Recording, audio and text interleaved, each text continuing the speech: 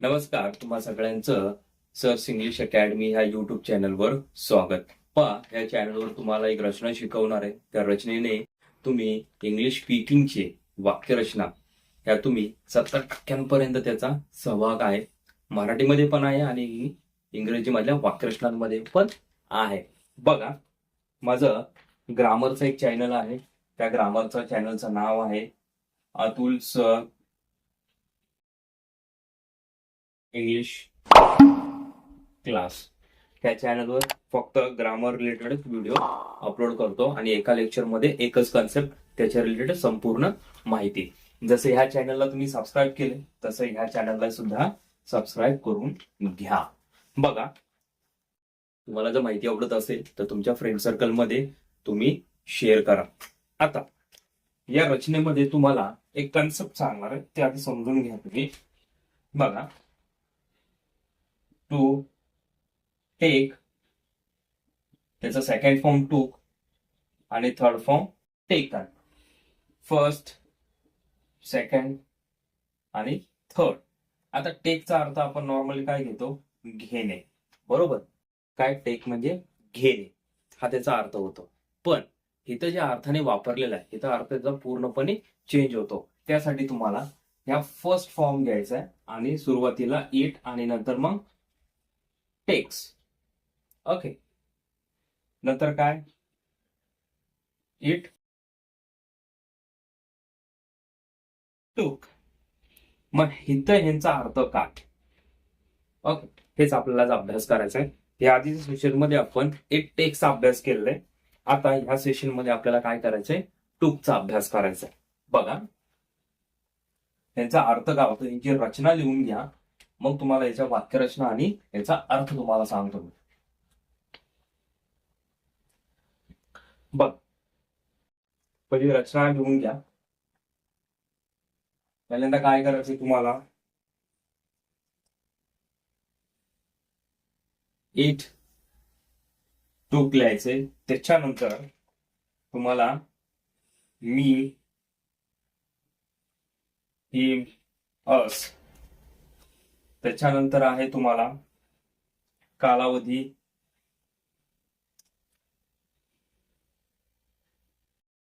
दर्शक, शब्द. नंतर आहे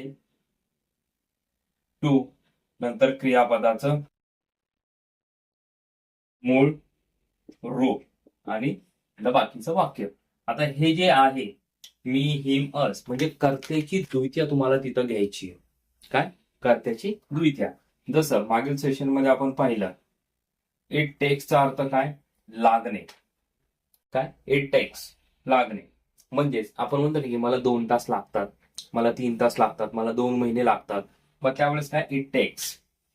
इट टेक्स 2 आवर्स म्हणजे 2 तास लागतात.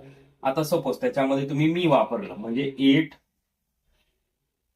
टेक्स मी 2 आवर्स म्हणजे मला 2 तास लागतात. आलं लक्षात? पण हे मागील सेशन मध्ये पाहिले. आता आपल्याला इथं काय की टूक घ्यायचे. मग ह्याचा अर्थ काय होईल? हा तुमचा काळ आहे सिंपल पास्ट टेन्स आणि हा काळ आहे तुमचा सिंपल प्रेझेंट टेन्स. म्हणजे पहा, टेक्स म्हणलं की सिंपल प्रेझेंट टेन्स आणि टूक म्हणलं की सिंपल पास्ट टेन्स. लक्षात ठेवायचे, जिथं तुम्ही वर्बचं सेकंड फॉर्म वापरणार ते वाक्य तुमचं सिंपल पास्ट टेन्स मधलं असणार. ओके, बघा आता वाक्य रचना. इट टूक ह्याचा अर्थ काय? फक्त लागले. काय? लागलं. त्याच्या पुढे तुम्हाला काय वापरायचे? कर्त्याची द्वितीया. म्हणजे पहा, इट टूक मी म्हणजे मला लागले. त्याच्यानंतर कालावधी दर्शक 2 आवर्स म्हणजे मला 2 तास लागले. इथं तुम्ही जे काय चेंज कराल तसं ते चेंज होईल. आता इथं 2 वीक्स घेऊन म्हणजे मला 2 आठवडे लागले. बघा, नंतर काय? 2 मिनिट्स. हे टूक मी 2 मिनिट्स म्हणजे मला 2 मिनिटं लागले. त्याच्यानंतर तुम्ही घ्या डेज म्हणजे मला 2 दिवस लागले. आपण म्हणतो ना की मला हे काम संपवायला 2 दिवस लागले, आम्हाला इकडे यायला 3 तास लागले, आम्हाला हे प्रोजेक्ट संपवायला 1 हप्ता लागला.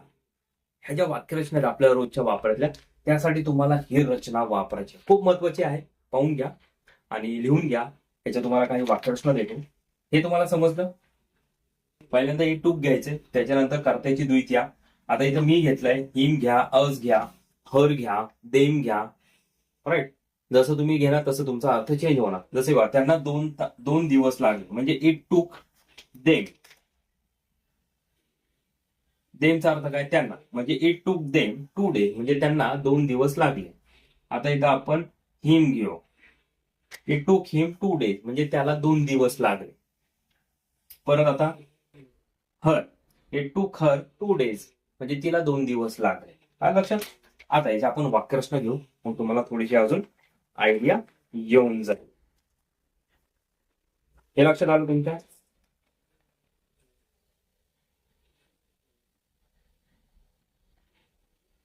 मला हे काम पूर्ण करायला 2 दिवस लागले. काय? मला हे काम करायला 2 दिवस लागले. बघा, इट टूक मी 2 months. टूक घेतलं, नंतर कर्त्याची द्वितीया, नंतर कालावधी दर्शक शब्द, त्याच्यानंतर काय? 2. बघा, मला हे काम संपवायला 2 दिवस लागले. म्हणजे हे टूक मी, अच्छा इथं दिवस आहे, 2 days to finish this work. म्हणजे हे काम संपवायला मला 2 दिवस लागले.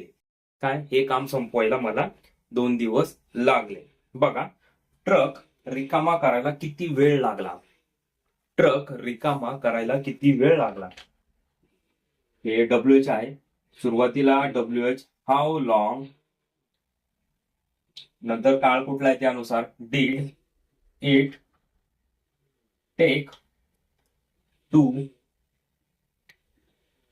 अनलोड द ट्रक आणि क्वेश्चन मार्क. म्हणजे ट्रक रिकामा करायला किती वेळ लागला? आग विझवायला पूर्ण दिवस लागला. काय? आग विझवायला किंवा आग विझवण्यासाठी पूर्ण दिवस लागला. घ्या वाक्यरचना. It took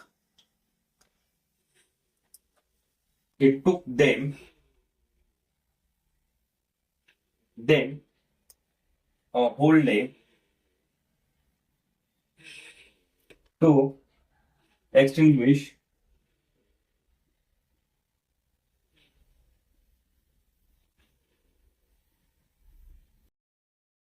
the fire. म्हणजेच आग विझवण्यासाठी त्यांना पूर्ण दिवस लागला. बघा, शेवटची वाक्यरचना. मला शाळेत जायला 20 मिनिटं लागले. काय? मला शाळेत जायला 20 मिनिटं लागले. म्हणजे it took me 20 minutes to go to school. म्हणजे मला शाळेत जायला 20 मिनिटं लागले. बघा, या काही वाक्यरचना आणि ही रचना, याची पूर्ण माहिती सांगितली. अभ्यास करा, लिहून घ्या ही वाक्यरचना आणि सराव करा, तरच तुम्हाला हे लक्षात येईल. जर नाही समजलं लेक्चर तर 2-3 वेळा पहा, मग लक्षात येऊन जाईल. आणि हे माहिती तुमच्या फ्रेंड सर्कलमध्ये तुम्ही शेअर करा. आणि काय डाऊट असेल तर कमेंट बॉक्समध्ये कमेंट करा. आणि पुढील सेशनमध्ये आपण असाच एखादा कन्सेप्ट घेऊन येऊ. तोपर्यंत जय हिंद, जय महाराष्ट्र.